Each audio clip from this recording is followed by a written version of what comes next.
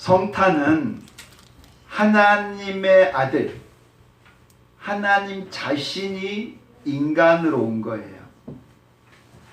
하나님은 우주보다도 크신 분인데 그 크신 하나님이 작고도 작은 아기로 왔다는 것, 이것은 무엇으로도 설명을 하기가 어려워요. 사람이 개미가 된다면 이해할 수 있겠어요? 사람이 개미가 되는 그 놀라운 사건보다도 하나님의 아들 예수가 인간 된 사건이 훨씬 큰 사건이에요. 어떻게 인간이 개미가 될 수 있을까? 불가능하잖아요. 하물며 전능하신 하나님이 인간으로 왔다라는 것은 그 어떤 것으로도 불가능해요. 인간은 이성을 가지고 있고 이성이 만들어낸 게 과학이라고 그래요. 그런데 그 크신 하나님을 이성 속에 집어넣고 이성으로 해석을 한다, 이성으로 이해가 된다, 이성으로 설명할 수 있다, 그러면 하나님이 아니죠. 이성이 더 크다는 뜻이잖아요. 하나님이 내 이성 속에 다 들어와 가지고 이성으로 다 설명도 되고 이성으로 다 증명이 됐다, 그러면 그건 하나님이 아니고 내 이성이 하나님보다 훨씬 큰 거예요. 그러니까 하나님은 애초에 이성으로 설명이 안 되는 거예요. 과학이라고 하는 것을 가지고 설명이 안 되는 거예요. 그런데 21세기가 되고 나서 예수님의 성탄을 이해를 할 수 있는 일들이 벌어지고 있어요. 그게 봐서 무선 사물 인터넷이라고 하는 거예요. 저희 그림을 보시면은 이 사물 인터넷이라고 하는 것으로부터 무선으로 연결이 돼가지고 사방팔방으로 다 연결되는 거예요. 저번에도 말씀드렸지만 지금 유튜브 방송이 지금 방송되고 있어요. 유튜브에 파주물든 성탄교회를 찍어가지고 보시면 지금 제 모습이 약간 한 5초 후에 뜨고 있어요. 제2의 그대로 뜨고 있다는 거예요. 어떻게 가능한 거예요 이게? 이전 시대는 꿈도 못 꿀 일들이 가능한 거예요. 다 이게 무선 인터넷, 무선 사물 인터넷이 서로 오고 가면서 눈에 안 보이지만 정보를 주고받고 영상을 주고받고, 그래서 지금 우리들에게 눈에 보이는 거예요. 이 시대는 인터넷이라고 하는 보이지 않는 이 연결이라고 하는 것을 우리가 알고 경험하는 시대예요. 아, 초자연적인 존재가 존재할 수 있겠구나. 눈에 보이지 않더라도 이 무선으로 오고 간대, 전파도 오고 간다고 하는데 하물며 하나님하고 우리 사이에 오고 가는 게 불가능하다? 아니에요. 가능하다는 시대가 된 거예요. 비로소 과학이 이 성탄의 의미를 해석해 주기 시작을 한 거예요. 햇불의 시간에 현대자동차에서 그 디자인부에 계시는 이사님이 오셔가지고 강의를 해주셨어요. 그래서 모빌리티라고 하는 것을 설명해 주셨습니다. 모빌, 자동차 이 수리점을 간다면 요즘에는 모빌 카센터 그렇게 말해요. 케어센터라고도 뜨다고요. 이 모빌이라는 뜻은 뭐냐면 움직이는 이동수단과 거기에 대한 서비스를 말하는 거예요. 자동차가 그런 거잖아요. 근데 자동차 그럼 뭐가 있어야 돼요? 엔진이 있어야 되잖아요. 또 바퀴가 있어야 되잖아요. 그리고 운전수가 있어야 되잖아요. 근데 앞으로는요, 운전수가 없고 바퀴도 없고 엔진도 없는 자동차가 등장을 해요. 그래서 저 그림에 보다시피 네모 박스예요. 근데 박스 된 게 막 돌아다니는 거예요. 그런 시대가 온다는 거예요. 그러면서 앞으로는 하늘에서는 드론 택시가 다니고 땅에서는 전기 자동차가 운전석 없이 다니고, 그러니까 그 모빌리티 안에서 뭐 하는 거예요? 잠자는 거예요. 운전사가. 그리고 거기에서 일도 하는 거예요. 그리고 내가 가기를 원하는 곳을 말로 해놓으면 지가 스스로 가서 또 그 모빌리티는 계속 돌아다녀요. 차고지가 필요 없는 거예요. 그래서 앞으로 차고지가 텅텅 비게 될 것이고, 도심지의 그 엄청난 주차장들이 다 이제 새로운 용도로 바뀌어질 거라고 그렇게 전망을 해요. 그게 멀지 않은 장래. 세종시에는 일정한 구간이지만 올해부터 2020년 올해부터 이 모빌리티가 시작이 돼요. 그리고 2023년이 되면 자동차가 나올 것이고 2025년이 되면은 이 모빌리티가 상용화되는 그러한 도시가 등장을 한다는 거예요. 이 얘기는 어떻게 자동차가 그냥 돌아다니냐 이거예요. 어떻게 사람이 말만 하면은 왔다가 나 태워주고 그 다음에 떠나가고 그런 일이 가능하냐 이거예요. 다 이게 무선 인터넷으로 연결돼서 가능한 거예요. 우리 시대는 이 무선 시대예요. 무선으로 연결돼 가지고 스마트폰도 무선으로 왔다 갔다 하는 거예요. 그렇다면은 초자연적인 존재가 존재하고 그분과도 무선으로 오고 간다라는 게 가능한 시대예요. 성탄이 그와 같다라는 거예요. 기적 중에 기적인데 우리가 해석하기가 어렵지만 그래도 해석을 할 수 있는 그런 근거를 남겨두셨다라는 거예요. 그래서 이 시간 제가 12가지를 설명을 할 거예요. 12가지를. 잘 들으시고 제가 여러분들한테 물어보겠어요. 물어봐서 대답을 하신 분들에게만 선물을 줄까 싶어요. 아니 12가지를 들었는데 한 가지도 기억을 못하고 있다. 이것은 우리의 왕 되신 주님 앞에 도리가 아니죠. 아니 임금 중에 임금, 왕 중에 왕, 우주의 창조자신 하나님 앞에 경배드리러 와가지고 헛생각하고 딴전 피우고 잠자고 졸고 이건 안 되는 일이에요. 최소한 12가지 중에 한 가지는 기억을 해야 되죠. 그래서 예수님이 어떤 분이라는 거 한 가지는 대답을 할 수 있기를 바라요. 첫 번째는 창조하시는 창조주예요. 근데 그분이 인간으로 왔다. 그 뜻이에요. 요한복음 1장 10절 11절 같이 읽어보겠습니다. 그는 세상에 계셨다. 세상은 그로 말미암아 생겨났는데도 세상은 그를 알아보지 못하였다. 그가 자기 땅에 오셨으나. 아멘. 여기서 그라고 하는 것은 예수 그리스도를 말하는 거예요. 예수님이 세상을 지으셨고 세상에 계셨고 세상에 오셨어요. 그게 바로 성탄절이에요. 세상을 지으신 분이 계시고 그 지으신 분이 세상에 왔다는 거예요. 심는 것이 있어야 거두는 게 있잖아요. 열매가 있다 이 말은 뭐예요? 심었다 이 말이잖아요. 내가 세상에 태어났다는 뜻은 부모님이 계시다는 거죠. 부모님에 의해서 내가 세상에 왔어요. 그럼 세상 만물이 그래요. 누군가가 만드니까 있어요. 만드신 분을 우리는 창조주라고 그래요. 그 창조주가 인간으로 오신 날, 이게 바로 성탄절이다 이 말이에요. 첫 번째는 그리스도가 사람으로 오셨다. 두 번째는 말씀이신 그리스도, 그리스도를 말씀이라고 그래요. 그래서 요한복음 1장 14절 말씀 되신 그리스도가 사람이 되어 우리 가운데 사셨다. 예수 그리스도를 말씀이라고 그래요. 이 말이라고 하면 참 신비로워요. 여러분 말 눈에 보여요 안 보여요? 안 보여요. 근데 이 말이라는 것은 얼마나 강하고 얼마나 무서운지 몰라요.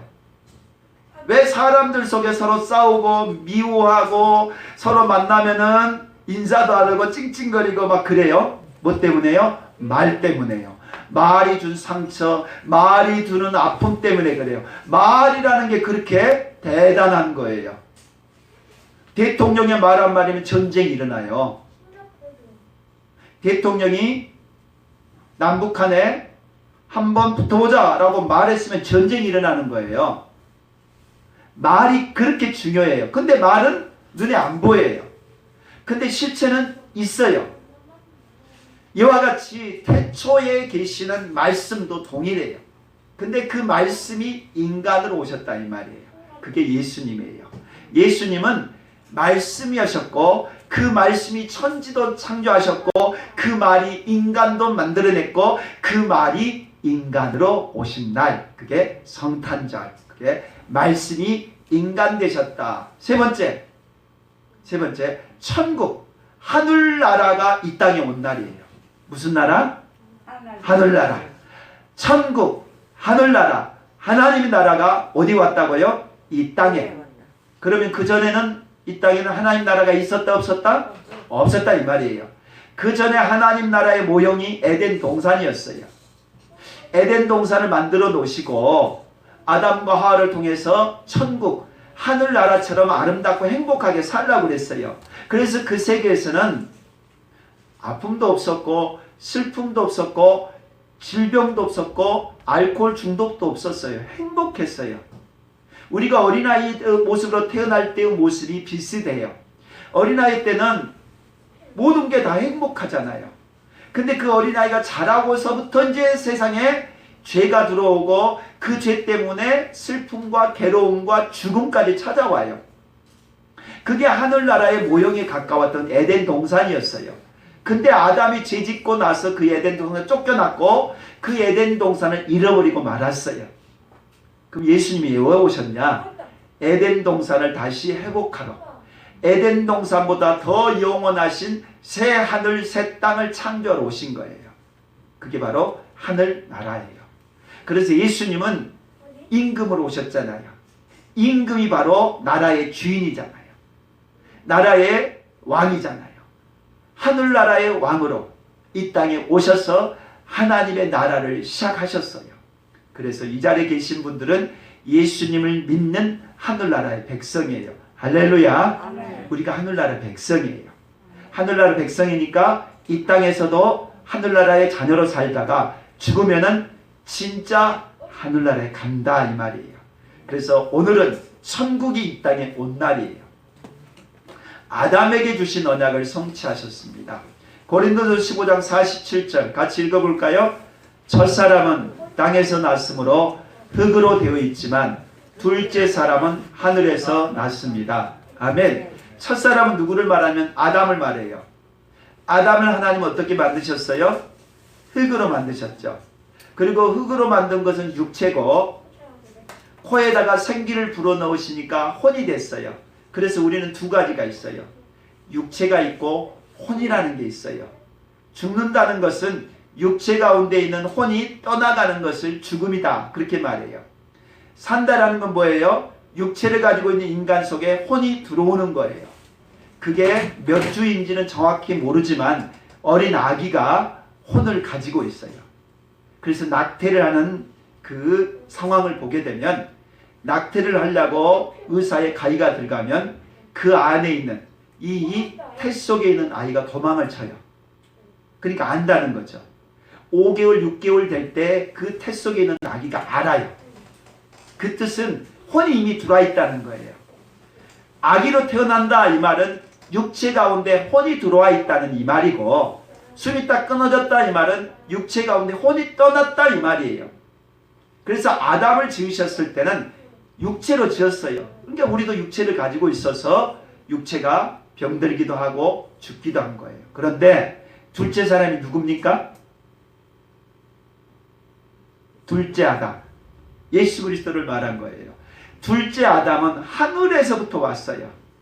조금 이따 설명하지만 인간으로 오신 게 아니라 하늘에서 오셨다는 거예요. 그러기에 죄가 없으신 분이시고 또 새로운 생명, 영생을 주러 오셨다 이 말입니다. 다섯 번째는 율법 아래 태어나셨어요. 그러나 기한이 찼을 때 하나님께서는 자기 아들을 보내주셨고 여자에게서 나게 하시고 율법 아래 놓이게 하셨다. 예수님은 율법 아래 태어났다 이 말이에요. 이 말은 2000년 전 유대 땅에서 태어났다 이 말입니다. 유대인들은 율법을 가지고 있고 율법을 지켜야 해요. 율법이라고 하는 건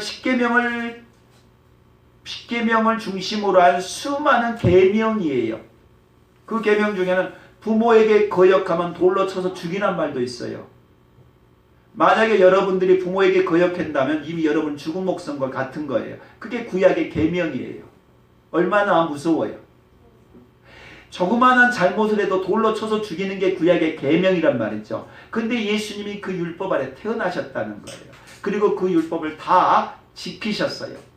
이 말은 율법을 지킬 수 있는 사람은 아무도 없었던 그 시대에 예수님 율법을 지키셨고 율법을 이루시기 위해서 이 땅에 오셨다 이 말이에요. 여섯 번째, 원수를 없애려고 오셨어요. 누구를 멸하려고 왔다고요? 원수를 멸하려고. 이 말은 예수님에게도 원수가 있지만 우리들에게도 원수가 있다 이 말이에요. 여러분에게도 원수가 있어요. 이 시간도 원수는 우리 주변에서 늘 우는 사자와 같이 우리 주위에 배회한다고 그랬어요. 우는 사자. 왜 울어요? 사자가 하고 왜 울어요? 사자가 우는 이유가 뭡니까? 두려움을 주기 위해서. 사자가 그 포효 소리를 앙 하고 부르짖을 때 심장이 약한 동물들은 벌벌벌벌 떨어요. 우는 사자와 같이 겁을 줘요. 그리고서는 호시탐탐 기회를 노리고 나서 삼켜버린다고 그랬어요. 그러니까 우리 원수가 있어요. 창세기 3장 15절을 보면 내가 너로 여자와 원수가 되게 하고 네 후손도 여자의 후손과 원수가 되게 하려니 여자의 원수는 네 머리를 상하게 할 것이요 너는 그의 발꿈치를 상하게 할 것이니라 하시고, 여기서 너는 누구예요? 너.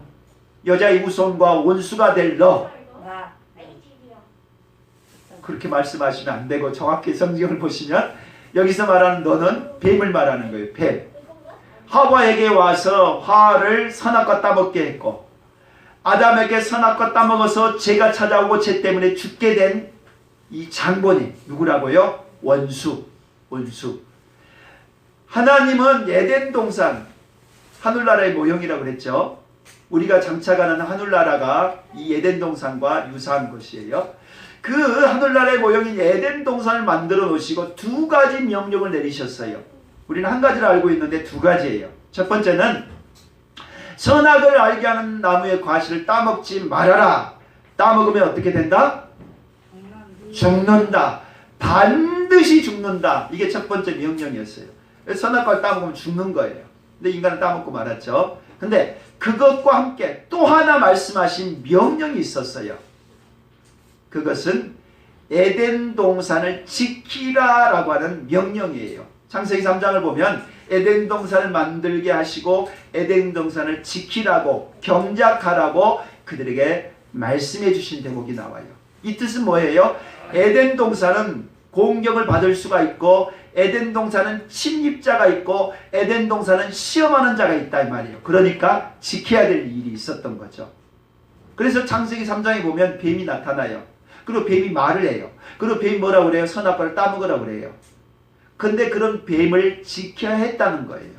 그런 사단의 시험을 지켜야 했다는 거죠. 그런데 인간은 지키지 못했고 결국에는 사단이 말하는 대로 사단의 말을 듣고 하나님의 말을 안 듣지 않았어요.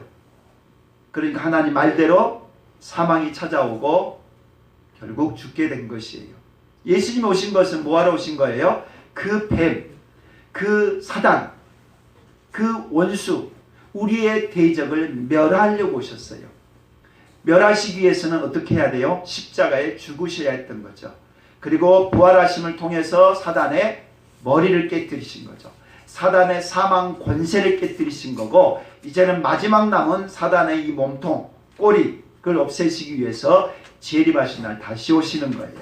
예수님이 이 땅에 오셨던 여섯 번째 원수를 멸하려고 오신 거예요. 원수로부터 우리를 구원해 주시기 위해서 오셨다라는 거예요. 여섯 가지 기억 못해도 한 가지는 기억하셔야 되죠. 우리는 이런 질문을 해요. 아니 예수님이 왜 얘기로 오셨어? 어떻게 아기 예수로 오셔가지고 그렇게 비참하고 그렇게 냄새나고 지저분하고 아니 우리도 안 가는 우리도 태어나지 않는 그런 곳에서 태어나셨을까? 그 질문을 해요. 아니 하나님의 아들로 오셔가지고 원수 다 없애버리고 죄에서 구원하고 천국을 만들어 놓고 천국으로 다 들여다보면 되잖아요. 안 그래요? 왜 인간으로 오셔가지고 그것도 아기로 오셔가지고 십자가에 죽으셔야만 했을까? 그 질문 있잖아요. 인간에게는 악을 없애버리고 마귀를 없애버리고 하나님 나라를 이 땅에 싹 잃어버리면 되는 거잖아요. 근데 굳이 얘기로 오셔가지고 얘기로 왔다는 건 뭐예요? 인간으로 사셨다는 거잖아요. 똥도 싸고 어딘도 싸고 울기도 하고 말도 안 듣고 그런 짓을 보냈다는 거예요. 그리고 나서 청년이 돼가지고 비로소 예수님 하나님 전하다가 십자가에 죽었다는 얘기잖아요. 그러면 왜 얘기로 오셨고 인간으로 오셨을까 하는 그 의문이 생기잖아요. 예수님이 비유 하나를 드셨어요. 어떤 농부가 알곡 씨를 뿌렸대요. 그런데 밤사이에 원수가 와서 그 안에 가라지를 뿌리고 갔다는 거예요. 근데 보니까 나중에 알곡도 자라는데 그 틈에 가라지가 자라더라는 거예요. 그래서 종들이 그렇게 말합니다. 주인님, 가라지가 보입니다. 그래서 가라지를 뽑아버립시다. 그렇게 이야기할 때 주인이 하는 얘기, 놔둬라. 추수 때까지 놔둬라. 알곡, 가라지를 뽑으려고 하다가 알곡도 다칠 수가 있다. 그러니까 추수 때까지 놔뒀다가 추수가 되면은 바로 그 가라지를 먼저 다 잘라버리고 알곡은 창고에 드리도록 하겠다. 그렇게 말씀을 하세요. 그것은 지금 세상 속에 사람들 안에 알곡들이 있는데 알곡들 안에 다 가라지가 들어와 있다는 거예요. 여러분 속에는 어때요? 나는 온전히 100% 예수님만 계십니까? 아니면은 예수님이 계신 100% 안에 악이라고 하는, 죄라고 하는 사단이 주는 그런 가라지들 몇 %나 있어요. 그와 같이 우리들 안에 알곡과 가라지가 섞여 있어요. 그런데 하나님의 아들로 오셔서 칼을 들고 오셔서 이 사단과 또 그 사단의 졸개인 이 마귀의 이 귀신들과 악령들과 악을 한꺼번에 칼로 다 없애버렸다. 다 쳐버렸다. 그러면 누가 죽어요? 인간들이 죽어요. 인간들 안에 악이 있기 때문에 악을 치면서 인간 모두가 죽어버린다는 거예요. 그렇기 때문에 어쩔 수 없이 예수님이 인간으로 오셔서 인간 하나 속에 찾아오신 거예요. 그리고 그 예수를 모셔드린 사람들 안에 비로소 악이 떠나감을 통해서 악이 완전히 떠나갈 때 악을 제거하시고 인간을 구원하시려고 하는 거예요. 그래서 개인적으로도 예수 그리스도가 오셔서 우리 안에 있는 가라지를 뽑을 뿐만 아니라 교회적으로도 하나하나 가라지를 뽑아가는 거고 인류 전체 안에도 이 가라지를 뽑는 거예요. 그래서 가라지가 다 뽑아지는 그날이 종말의 날이고 재림의 날이고 심판의 날이에요. 추수 때가 된다는 거예요. 악하고 인간의 선한 것이 구분이 되잖아요. 분리가 되잖아요. 그러니까 이제 악을 쳐버려도 되는 거죠. 지금은 그럴 수가 없는 게 악이 섞여져 있어요. 그러니까 악을 심판하면 인간이 다치기 때문에 어쩔 수 없는 거예요. 우리 모두가 우리 안에 있는 이 악, 마귀를 분리시켜야 돼요. 우리들 안에 있는 이 죄가 떠나가게 될 때 비로소 주님이 우리를 하나님의 거룩한 자로 삼으신다라는 얘기예요. 7번째, 고난받으러 오셨다. 히브리서 5장 9절 보면은 예수는 하나님의 아들이셨으나 몸소 여러 가지 고난을 통해 순종을 배워 완전하게 하셨고, 예수님은 우리들에게 순종을 본을 보여주셨어요. 하나님의 아들이셨으나 그렇게 나와요. 누구 아들? 하나님 아들. 하나님의 동등한 하나님의 아들. 근데 그 아들이 뭐하러 왔다고요? 인간으로 와서 순종을 배웠대요. 그래서 아버지께 순종하려고 십자가에 죽었대요. 우리들에게 본을 보여주신 거예요. 고난받으러 오셨어요. 8번째, 베들레헴의 탄생. 구약을 보면은 예수님에 대한 예언의 기록이 수십 가지 나옵니다. 예수는 이렇게 오신다라고. 근데 그 중에 대표적인 것이 예수님이 탄생하실 예수님의 고향을 지목을 해요. 미가서 5장 2절을 보면 여호와께서 말씀하신다. 베들레헴 에브라다야, 너는 유다 가장 작은 마을 중에 하나이지만 너에게서 이스라엘을 다스릴 자가 나올 것이다. 그는 영원 전부터 있는 자이다. 영원 전부터 있어요. 영원하신 분이에요. 그리스도 예수가 인간으로 오는데 태어난 곳이 베들레헴이다 라는 얘기예요. 미가서는 700년 전에 예언된 성경이에요. 근데 그 700년 전에 예수가 태어난다면, 메시아가 태어난다면 베들레헴에 태어난다라고 예언을 하는 거예요. 그래서 예수님도 고향은 본래 나사렛이라고는 북쪽 지방이에요. 근데 북쪽 지방에 있었던 예수가 남쪽 지방인 이 유다 베들레헴까지 와서 출생을 해요. 그리고 또 떠나서 나중에 갈릴리 나사렛으로 가게 돼요. 그러니까 하나님의 이 놀라운 섭리, 구약에서 베들레헴에 태어난다니까 반드시 베들레헴에 태어나야 되는 거예요. 십자가에 죽어야 되니까 십자가에 반드시 죽어야 되는 거예요. 왜냐하면 예수님은 온전히 순종하러 오셨기 때문에 그렇습니다. 9번째, 다윗의 후손. 에스겔서에 보면 내가 한 목자를 그들 위에 세워 먹이게 하리니 그는 내 종 다윗이라. 그가 그들을 먹이고 그들의 목자가 되리라. 아멘. 예수님에 대한 이미지는 여러 가지 많습니다. 예수님이 어떤 분이라는 걸 설명이 많아요. 근데 그 대표적인 것이 왕이란 이미지하고 목자란 이미지예요. 목자는 뭐예요? 양을 치는 자죠. 왕은 뭐예요? 통치자고 권세자죠. 예수님이 이 두 가지 모습을 다 가지고 있어요. 예수님은 왕도 되시고 목자가 된다는 거예요. 근데 이 두 가지가 겹쳐져 있는 사람이 다윗이에요. 다윗은 목자가 되다가 목자에서 왕이 된 사람이거든요. 그러니까 예수님을 목자의 후손으로 또 왕의 후손으로 오신다. 그래서 다윗의 후손으로 오신다. 예수님은 다윗으로 오신다라고 뜻하는 거예요. 10번째, 처녀가 잉태하여 낳은 아들이다. 이사야 7장 14절 같이 읽어보겠습니다. 그러므로 주께서 친히 징조를 너에게 주실 것이라. 보라, 처녀가 잉태하여 아들을 낳을 것이요 그 이름을 임마누엘이라 하리라. 아멘. 누가 잉태한다고요? 처녀가 잉태할 수 있어요? 잉태 못하는 거죠. 그래서 많은 사람들이 저걸 믿지를 못하는 거예요. 그래서 노마군인이 성폭행을 했다느니 또 간음을 했다느니 그런 식으로 해석을 해요. 그런데 성경은 뭐라고 그래요? 처녀가 아들을 낳을 거래요. 남자를 모르는 처녀가 아들을 낳을 거래요. 그리고 그 이름은 임마누엘이 된답니다. 그래서 예수님은 처녀 마리아에게 잉태하신 거죠. 어떻게 해요? 성령으로요. 마태복음 1장 21절 같이 읽어봅니다. 아들을 낳으리니 이름을 예수라 하라. 이는 그가 자기 백성을 그들의 죄에서 구원할 자이심이니라 하니라. 아멘. 예수란 이름의 뜻, 구원자란 뜻이에요. 죄에서 구원한다. 죄라는 건 뭐예요? 병든 것도 있고, 죄라는 건 뭐예요? 내가 중독하는 것도 있고, 죄라는 게 뭐예요? 내가 힘들고 고통스럽고 어려운 모든 게 다 죄예요. 여기서 구원해 주신다는 거예요. 할렐루야.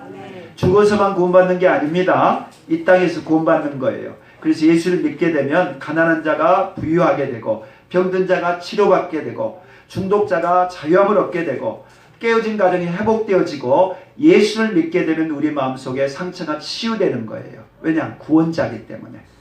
예수님이 우리의 구원자로 오심을 믿습니다. 예수란 이름의 뜻, 구원자란 뜻이에요. 구원자로 오신 거예요. 마지막 12번째. 네, 12번째 다 했네요.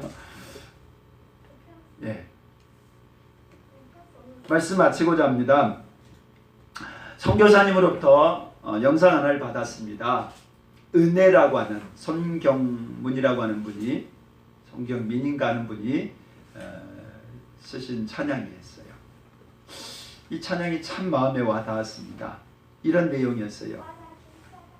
일상의 모든 것들이 당연한 줄 알았는데 은혜더라 라는 고백이에요. 내가 누려왔던 모든 것들이, 지나온 모든 시간이, 걸어왔던 모든 순간이 당연한 것이 아니요 은혜였어. 그래서 내 모든 것이 다 은혜입니다 라는 그런 찬양이었어요. 마음이 참 와닿았어요. 은혜라고 하는 것은 내가 노력해서 얻는 것이 아니라 그냥 공짜로 얻은 선물, 이게 은혜예요. 공기가 은혜고, 살아있는 게 은혜고, 세상에 태어난 게 은혜고, 예수를 믿는 게 은혜라는 거예요. 내가 한 것이 아니라 거저 주신 거라는 거죠. 그 고백이에요. 2020년 정말로 은혜가 무엇인가를 깨닫는 한 해였죠. 우리는 일상이 계속될 줄 알았고, 우리의 과학적인 발전이 계속될 줄 알았는데, 코로나 바이러스 하나에 모든 과학자들이 쩔쩔매요. 그렇게 모빌리티가 나오고 하늘의 모든 것들이 다 드론이 날아가는 그런 초현대적인 시대를 살지만 바이러스 하나에 꼼짝을 못하는 시대예요. 일상이 은혜인 거예요. 일상이 감사고. 그래서 성경에는 크게 두 가지 은혜를 말해요. 우리가 살아가는 일반적인 삶 속에 주어진 모든 것이 다 하나님이 주신 선물, 은혜라고 그래요. 그래서 그걸 일반 은총, 일반 은혜다 그렇게 말해요. 우리가 살아가는 모든 게 다 은혜예요. 오늘도 하나님이 은혜 주시지 않으면 우리가 오늘도 살아갈 수가 없어요. 오늘 밤 자다가 심장마비로 가는 것 모르잖아요. 가다가 교통사고 나는 것 몰라요. 이게 다 하나님이 은혜로 지켜주셨기에 살고 살아갈 수 있는 거예요. 두 번째, 일반적인 은혜는 모든 인간에게 줘요. 믿는 사람이든 안 믿는 사람이든 다 하나님이 은혜를 주셔요. 그러나 특별한 은혜, 특수한 은혜, 정말로 하나님이 주시려고 하는 사람에게 정해진 은혜, 특별한 은혜라고 그래요. 그게 바로 예수 그리스도를 믿는 은혜예요. 성탄은 특별한 은혜를 우리에게 주신 날이에요. 그래서 우리가 그 예수 그리스도를 믿게 된다는 것, 예수님이 나에게 찾아오셔서 나와 함께 한다는 것, 특별한 사람에게 주시는 특별 은혜를 받은 자들이에요. 우린 일상 속에서도 감사해야 되겠지만 특별하신 주님으로 인하여 복된 시간 보낼 수 있기를 축원합니다. 기도하겠습니다. 메리 크리스마스. 기쁨